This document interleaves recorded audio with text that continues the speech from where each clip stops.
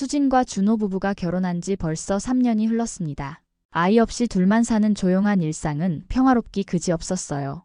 저녁이면 각자 책을 읽거나 영화를 보며 시간을 보내는 것이 일상이었죠. 수진은 출간사 에디터로 일하며 종종 재택근무를 하고, 준호는 IT 회사 프로덕트 매니저로 바쁘게 지내고 있었습니다. 하지만 이런 평온한 일상에 균열이 생기기 시작한 건 반년 전부터였어요. 아래층에 사는 78살 할머니가 하루가 멀다 하고 찾아오기 시작했습니다. 처음엔 정중하게 인사를 나누며 살갑게 지내려 했는데 시간이 갈수록 상황이 이상해졌죠. 위에서 너무 시끄럽습니다. 할머니는 작은 발자국 소리에도 민감하게 반응했어요. 수진이 슬리퍼를 신고 조용히 걸어도, 준호가 의자를 살짝 움직여도 곧바로 올라와서 항의했습니다. 심지어 휴일 아침 9시에도 벨을 눌러 잠을 깨우며 소음 항의를 했죠. 다 들려요. 조용히 좀 해주세요. 할머니의 목소리는 점점 날카로워졌습니다. 문을 두드리는 소리도 갈수록 격렬해졌어요. 수진과 준호는 매번 고개를 숙이며 사과했지만 할머니의 불만은 줄어들지 않았습니다. 이런 일이 반복되면서 수진은 불면증에 시달리기 시작했어요. 발걸음 하나하나를 조심하며 집안을 다녀야 보니 집이 더 이상 편안한 휴식 공간이 아니었습니다. 준호 역시 스트레스로 소화불량이 생겼죠. 저녁에 집에 돌아와서도 할머니가 올라올까 봐 조마조마했습니다. 우리가 뭘 잘못했을까? 수진은 준호에게 말했어요. 평소보다 더 조심해서 살고 있는데도 계속 올라오시네. 준호도 고개를 끄덕였습니다. 정말 이상해. 우리보다 더 조용히 사는 사람도 없을 텐데. 하지만 두 사람은 참기로 했어요. 이웃과의 갈등을 원하지 않았고 할머니의 나이를 생각하면 이해해드려야 한다고 생각했습니다. 그렇게 매일 눈치를 보며 발끝으로 걷는 생활이 계속되었죠. 어느 날 수진은 동네 부동산 중개사와 우연히 마주쳤습니다. 평소 안면이 있던 사이라 잠깐 인사를 나누는데 중개사가 의미심장한 말을 했어요. 수진 씨, 아래층 할머니한테 고생 많으시죠? 수진이 놀란 표정을 짓자 중개사가 목소리를 낮춰 말했습니다. 사실 그 할머니 일부러 윗집을 괴롭히고 있대요. 아들 부부를 근처로 이사시키려고 하는데 거기 아들네가 넘보던 집이 바로 수진 씨 댁이라고 하더라고요. 수진은 충격을 받았습니다. 자신들이 당한 일들이 단순한 층간소음 문제가 아니라 계획적인 괴롭힘이었다는 사실을 알게 된 거죠. 집에 돌아와 준호에게 이 이야기를 전하자 준호도 믿을 수 없다는 표정을 지었어요. 그럼 우리가 지금까지 당한 게 다 연극이었다는 말이야? 그런 것 같아. 생각해보니까 이상한 점이 한두 개가 아니었어. 이후로 수진과 준호는 할머니의 행동을 더 자세히 관찰하기 시작했습니다. 정말로 할머니는 부풀린 층간소음 신고를 관리사무소에 계속 넣고 있었어요. 실제로는 아무 소리도 나지 않는 시간에도 위에서 쿵쿵거린다며 민원을 제기했습니다. 수진은 냉정함을 되찾았어요. 출판사에서 일하며 다양한 법적 문제를 접해본 경험이 있던 터라 이 상황을 법적으로 해결해야겠다고 판단했습니다. 우리도 이제 대비를 해야겠어. 수진이 말했죠. 증거를 모으자. 준호도 동의했습니다. 휴대폰으로 녹음도 하고 층간소음 측정기도 알아보자. 하지만 두 사람은 여전히 신중했어요. 직접적인 맞대응보다는 법적 증거를 차근차근 모으기로 했습니다. 집에서는 더욱 조심스럽게 생활했죠. 슬리퍼를 신고 걷기, 바닥에 매트 깔기, 밤 10시 이후에는 정숙, 생활 유지하기 등 할 수 있는 모든 노력을 다했습니다. 끝까지 참고 확실히 증거를 잡자. 수진의 다짐은 확고했어요. 준호도 아내의 의견에 전적으로 동의했습니다. 그들은 자신들이 올바른 길을 가고 있다고 믿었죠. 수진과 준호 부부는 할머니의 진짜 목적을 알게 된 후 더욱 조심스럽게 행동했습니다. 직접적인 맞대응 대신 법적 증거를 차근차근 모으며 인내하기로 한 거죠. 집안에서의 생활 패턴도 완전히 바뀌었어요. 아침에 일어나면 가장 먼저 두꺼운 슬리퍼를 신었습니다. 평소 맨발로 다니던 습관을 완전히 버렸죠. 거실과 침실 곳곳에 소음 방지 매트를 깔았고 의자 다리에도 소음 방지 패드를 붙였어요. 무엇보다 밤 10시 이후에는 정말 조용히 생활했습니다. 이 정도면 할머니도 더 이상 트집 잡을 게 없을 거야. 준호가 말했지만 수진은 여전히 불안했어요. 그래도 계속 조심하자. 우리가 얼마나 노력하고 있는지 다 기록해두는 게 좋을 것 같아. 수진은 매일 일기를 쓰기 시작했습니다. 몇 시에 어떤 소리가 났는지, 할머니가 언제 올라왔는지, 어떤 말을 했는지 모두 세세하게 기록했죠. 준호도 휴대폰에 녹음 앱을 설치해서 할머니가 올라올 때마다 대화를 녹음했어요. 층간소음 측정기도 구입했습니다. 전문가급은 아니었지만 일반 가정에서 사용할 수 있는 수준의 제품이었어요. 수진은 이 측정기로 평상시 집안의 소음 수준을 재보았습니다. 결과는 예상했던 대로였어요. 일반적인 생활 소음 수준을 전혀 넘지 않았습니다. 역시 우리 잘못이 아니었어. 준호가 안도의 한숨을 쉬었어요. 하지만 할머니의 괴롭힘은 계속되었습니다. 오히려 더 심해졌죠. 이제는 관리사무소에 정식으로 민원을 넣기 시작했어요. 위층에서 매일 밤늦게까지 소란을 피운다는 내용이었습니다. 관리사무소 직원이 실제로 확인하러 왔을 때 수진과 준호는 당당했어요. 자신들이 준비한 모든 자료를 보여주었습니다. 층간소음 측정 결과, 생활 패턴 기록, 소음 방지를 위한 노력들까지 모든 것을 공개했죠. 정말 이 정도로 조용히 사시는 분들은 처음 봅니다. 관리사무소 직원도 감탄했어요. 할머니 말씀과는 전혀 다르네요. 며칠 후 할머니 아랫집에 새로운 세입자가 이사를 왔습니다. 50대 중반으로 보이는 남자였는데 첫인상부터 예사롭지 않았어요. 험상궂은 외모의 팔뚝에는 흐릿한 문신이 보였습니다. 늘 흰 러닝셔츠에 낡은 슬리퍼 차림으로 다녔죠. 최병석이라는 이름의 이 남자는 이사 온 첫날부터 할머니를 타깃으로 삼기 시작했어요. 수지는 창문 너머로 이 광경을 목격했습니다. 할머니가 부엌에서 저녁 준비를 하고 있을 때였어요. 김치찌개 끓이는 냄새가 아래층까지 내려갔나 봅니다.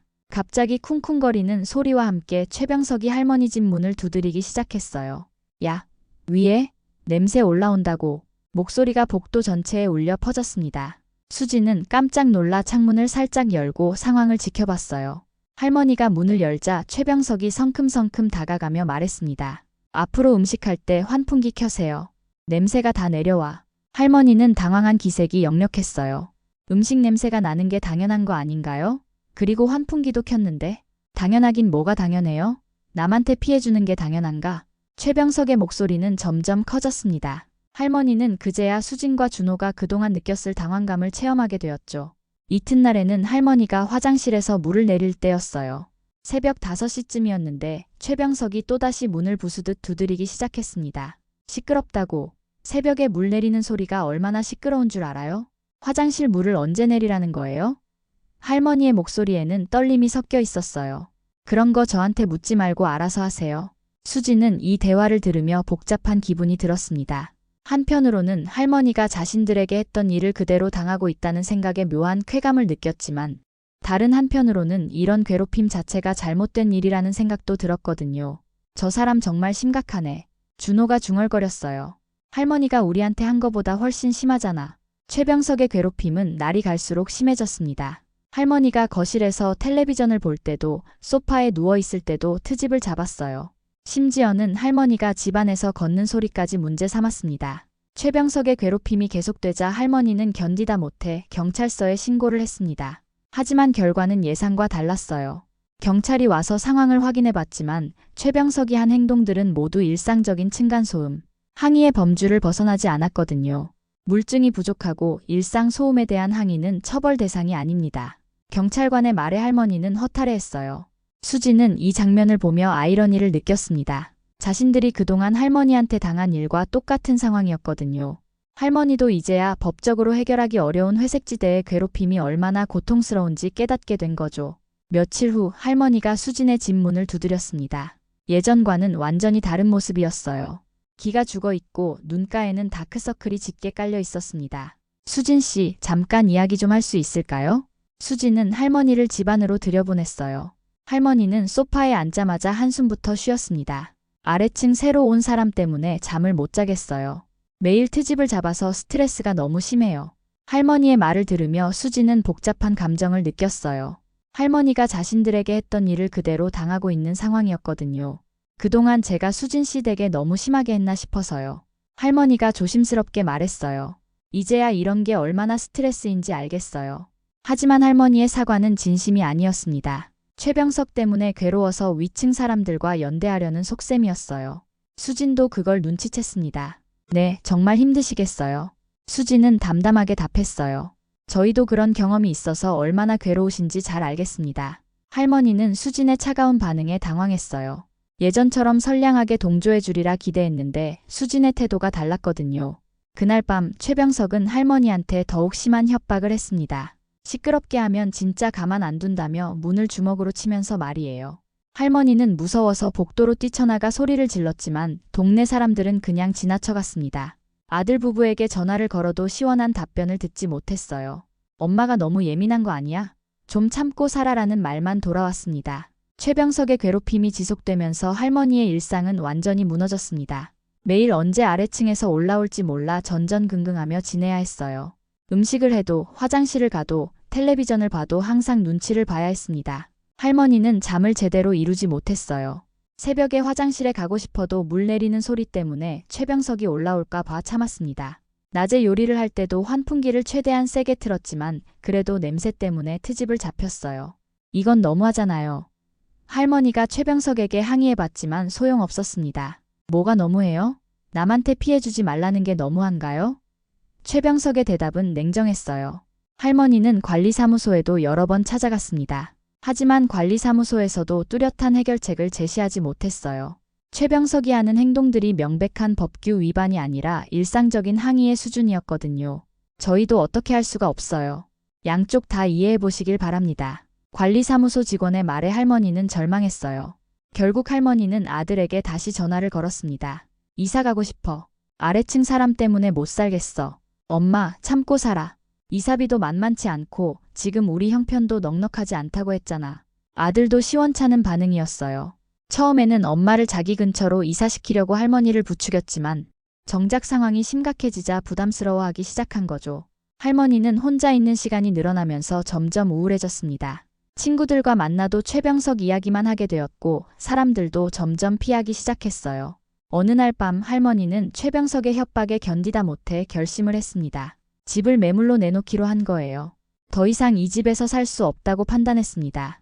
부동산 중개사를 불러 집 시세를 알아봤더니 생각보다 낮았어요. 금매로 내놓으면 더욱 가격이 떨어질 것 같았습니다. 할머니, 왜 이렇게 급하게 파시려고 해요? 중개사가 물었어요. 아래층하고 사이가 안 좋아서 빨리 나가고 싶어요. 중개사는 고개를 끄덕였습니다. 이런 경우를 많이 봐왔거든요. 그럼 시세보다 조금 낮게 나가야 할 것 같은데 괜찮으세요? 할머니는 망설였지만 결국 동의했어요. 돈보다는 이 지옥 같은 상황에서 벗어나는 게 더 중요했습니다. 할머니가 집을 매물로 내놓았다는 소식이 동네에 퍼졌습니다. 수진과 준호도 이 소식을 들었어요. 부동산 중개사가 직접 전해준 이야기였습니다. 할머니가 결국 집을 파신다고 하네요. 아래층 세세입자 때문에 못 살겠다고 하시던데 정말 심각하게 괴롭혔나 봐요. 수진은 복잡한 기분이었어요. 한편으로는 그동안 자신들을 괴롭혔던 할머니가 같은 일을 당하고 있다는 데서 일종의 정의가 실현되는 것 같았지만 다른 한편으로는 이런 식의 해결이 과연 옳은 것인지 의문이 들었습니다. 그래도 너무 심한 것 같지 않아? 준호가 말했어요. 할머니가 우리한테 한 것도 잘못이긴 하지만 저렇게 괴롭히는 건 아니잖아. 맞아. 하지만 우리가 개입할 일도 아니고 수진도 애매한 마음이었어요. 며칠 후 할머니의 아들 부부가 찾아왔습니다. 처음에는 엄마 집을 사겠다고 했던 사람들이에요. 하지만 실제로 집값을 알아보니 부담이 컸던 모양입니다. 엄마, 우리가 사고 싶긴 한데 지금 당장은 자금이 부족해서. 아들이 미안한 표정으로 말했어요. 그럼 어떻게 하라고? 나는 더 이상 여기서 못 살겠어. 할머니의 목소리에는 절망이 배어 있었어요. 조금만 기다려봐. 대출도 알아보고 있고. 하지만 아들 부부의 말은 공허했습니다. 실제로는 엄마를 근처로 모시고 싶은 마음보다는 부담스러워하는 기색이 더 역력했어요. 처음에 할머니를 부추겨서 윗집을 괴롭히게 했던 것도 결국은 자신들의 이익을 위한 일이었는데 상황이 복잡해지자 발을 빼려는 것 같았습니다. 결국 할머니는 혼자 결정해야 했어요. 헐값에라도 집을 팔고 멀리 이사를 가기로 한 거죠. 아들 부부가 원하는 곳 근처가 아니라 전혀 다른 지역으로 말이에요. 집이 팔리는 데는 생각보다 오래 걸리지 않았습니다. 시세보다 상당히 저렴하게 나왔기 때문에 금방 매수자가 나타났어요. 조용한 젊은 부부였습니다. 계약이 성사되고 할머니는 이사 준비를 시작했어요. 70여 년 넘게 살아오면서 모은 물건들을 정리하는 일은 쉽지 않았습니다. 하지만 더 이상 이곳에 머물 수 없다는 생각에 서둘러 정리했죠. 수지는 창문 너머로 할머니의 이사 풍경을 지켜봤습니다. 쓸쓸해 보이는 할머니의 뒷모습을 보니 마음이 복잡했어요. 할머니가 이사를 간 후 아래층에는 새로운 젊은 부부가 들어왔습니다. 30대 초반으로 보이는 조용하고 단정한 사람들이었어요. 이사 당일에도 소음 하나 내지 않고 조용히 짐을 들여놓았습니다. 수진과 준호는 새 이웃에게 인사를 하러 내려갔어요. 문을 열고 나온 젊은 아내는 친근하게 웃으며 인사했습니다. 안녕하세요. 위층에 사는 수진입니다. 앞으로 잘 부탁드려요. 아, 안녕하세요. 저희는 김씨 부부예요. 조용히 살겠습니다. 짧은 대화였지만 두 부부 모두 상식적이고 예의 바른 사람들이라는 인상을 받았어요. 할머니와는 정반대의 타입이었습니다. 최병석도 새 이웃들에게는 별다른 트집을 잡지 않았어요. 아마도 자신과 비슷한 연령대라서 그런 것 같았습니다. 할머니처럼 만만해 보이지 않았거든요. 수진과 준호는 드디어 평화로운 일상을 되찾을 수 있었습니다. 더 이상 발걸음을 조심할 필요도 없고 밤늦게 화장실에 가는 것을 주저할 필요도 없었어요. 집이 다시 편안한 휴식 공간이 되었습니다. 정말 오랜만에 집에서 편하게 쉬는 기분이야. 준호가 소파에 누워 기지개를 켜며 말했어요. 수진도 웃으며 고개를 끄덕였습니다. 그러게. 이제야 우리 집 같다. 두 사람은 그동안 미뤄뒀던 집 리모델링을 시작했어요. 바닥에 더 좋은 방음 매트를 깔고 벽면에도 방음 시설을 보강했습니다. 이웃과의 갈등을 예방하기 위한 투자였지만 동시에 자신들의 프라이버시도 더 잘 보호할 수 있게 되었죠. 리모델링이 끝난 후에 집은 전보다 훨씬 아늑하고 편안했습니다. 수지는 다시 집에서 재택근무를 하는 시간이 즐거워졌어요. 준호도 퇴근 후 집에 오는 것이 기대되었습니다. 어느 주말 오후 두 사람은 거실에서 커피를 마시며 창밖을 내다봤어요. 따스한 햇살이 들어오는 조용한 오후였습니다. 아무도 벨을 누르지 않는 평화로운 시간이었죠. 드디어 우리 집이 됐네. 수진이 준호의 손을 잡으며 말했어요. 정말 그렇네. 이제 아무 걱정 없이 살 수 있을 것 같아. 그들은 그동안의 일들을 되돌아봤습니다. 힘들고 스트레스 받는 시간이었지만 결국 참고 견뎌낸 덕분에 더 좋은 결과를 얻을 수 있었어요. 만약 할머니의 도발에 똑같이 대응했다면 상황이 더 복잡해졌을지도 모르죠. 저녁이 되어 준호가 주방에서 요리를 하기 시작했어요. 팬에서 지글지글 소리가 나고 환풍기도 돌렸지만 아무도 올라와서 항의하지 않았습니다. 수지는 거실에서 음악을 틀고 책을 읽었어요. 적당한 볼륨이었지만 예전 같으면 할머니가 벌써 올라왔을 상황이었죠. 이런 게 정상적인 생활이었는데 우리가 너무 위축되어 살았네. 수진이 중얼거렸어요. 그날 밤 두 사람은 오랜만에 푹 잠들었습니다. 중간에 깨서 화장실에 가는 것도 자유로웠고 물 내리는 소리를 걱정할 필요도 없었어요. 진정한 의미의 해방이었습니다. 며칠 후 수지는 우연히 동네에서 할머니의 이야기를 들었어요.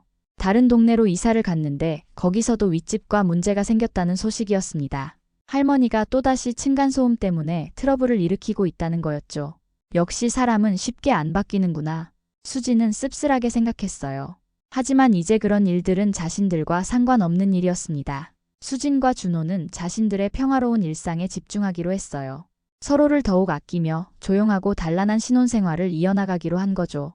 그렇게 층간소음 복수극은 막을 내렸습니다. 직접적인 복수를 하지 않았지만 결국 정의는 실현되었어요. 할머니는 자신이 남에게 했던 일을 그대로 당하며 그 고통을 체험했고 수진과 준호는 인내와 참을성으로 더 좋은 결과를 얻을 수 있었습니다. 때로는 직접 나서서 싸우는 것보다 조용히 기다리며 현명하게 대처하는 것이 더 효과적일 수 있다는 교훈을 남긴 이야기였습니다.